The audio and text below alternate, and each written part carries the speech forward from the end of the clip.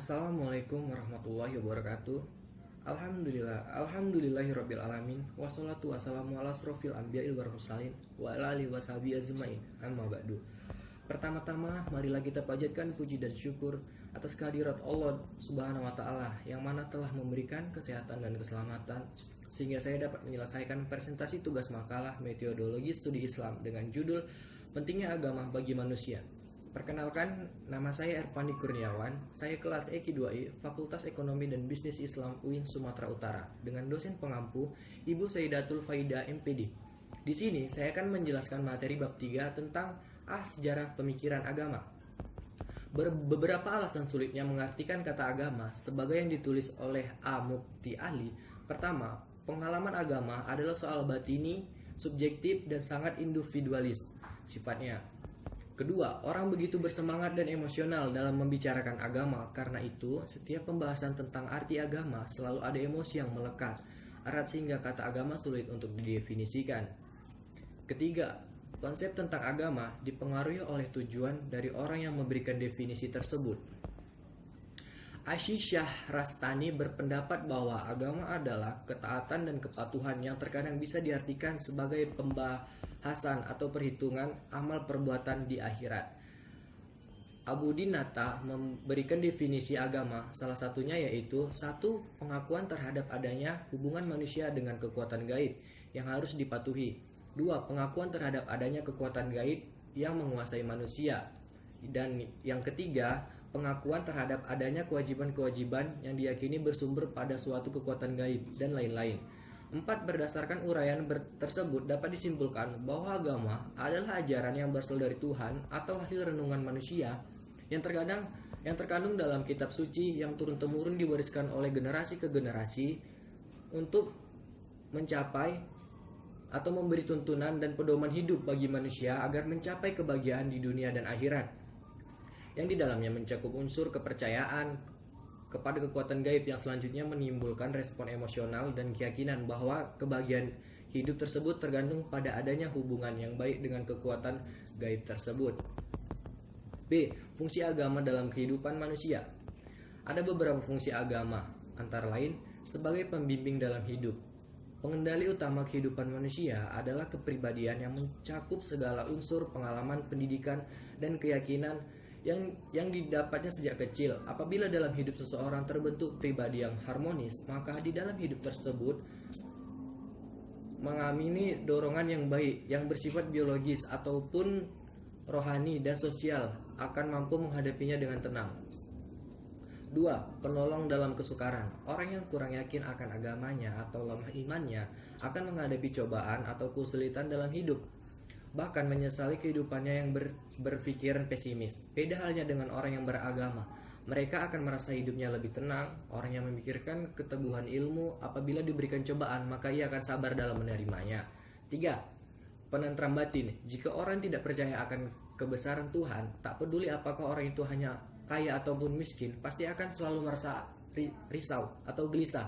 Orang yang kaya akan takut kehilangan hartanya ataupun dicuri oleh orang lain. Orang yang miskin, apalagi orang yang cenderung kurang mensyukur hidupnya, lain halnya dengan orang yang beriman. Orang yang beriman tidak akan takut kehilangan hartanya. Kenapa? Karena orang yang beriman, dia mempercayai bahwa segala sesuatu itu adalah titipan Allah, termasuk harta.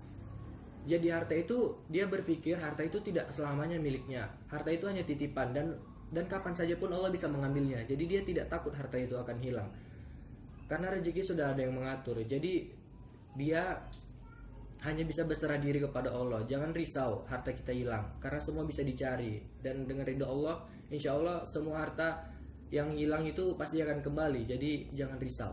4. Pengendali moral. Setiap manusia yang beragama dan beriman akan menjalankan setiap ajaran agamanya.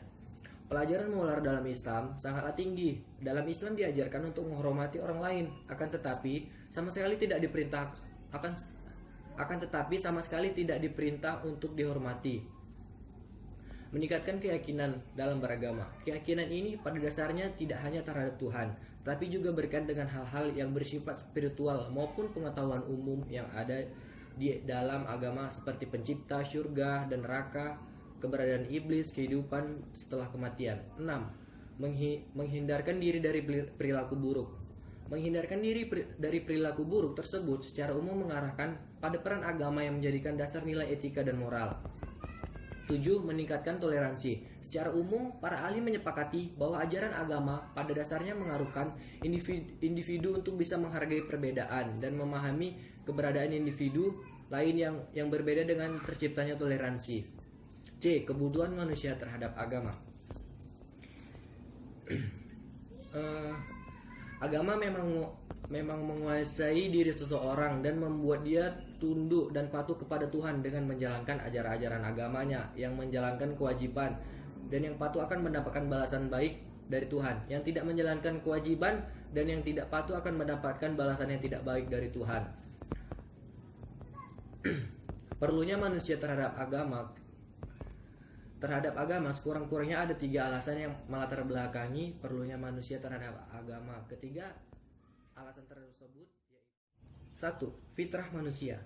Kenyataan bahwa manusia memiliki fitrah keagamaan pertama kali dijelaskan dalam ajaran Islam, yakni agama adalah kebutuhan fitrah manusia yang disebutkan dalam firman Allah dalam Quran surat Ar-Rum ayat 30 yang berisi, "Maka hadapkanlah wajahmu dengan lurus kepada agama Allah, atau tataplah atas fitrah Allah yang telah menciptakan manusia. Menurut fitrah itu tidak ada perubahan pada fitrah Allah. Itulah agama yang lurus, tetapi kebanyakan manusia tidak mengetahuinya." Yang kedua, kelemahan dan kekurangan manusia. Dengan kekurangan dan kelemahan yang terdapat di dalam diri manusia, dengan fitrahnya Allah menciptakan manusia dan berfirman bahwa manusia telah diciptakannya dengan batas-batas tertentu dan dalam keadaan lemah. Firman Allah Subhanahu wa taala dalam Quran surat Al-Qamar ayat 49. "Inna kulla syai'in khalaqnahu biqadar." Terjemahannya adalah sesungguhnya kami menciptakan segala sesuatu menurut ukuran. 3. Tantangan manusia. Faktor lain yang menyebabkan manusia memerlukan agama adalah karena manusia dalam kehidupan senantiasa menghadapi berbagai tantangan, baik yang datang dari dalam maupun dari luar.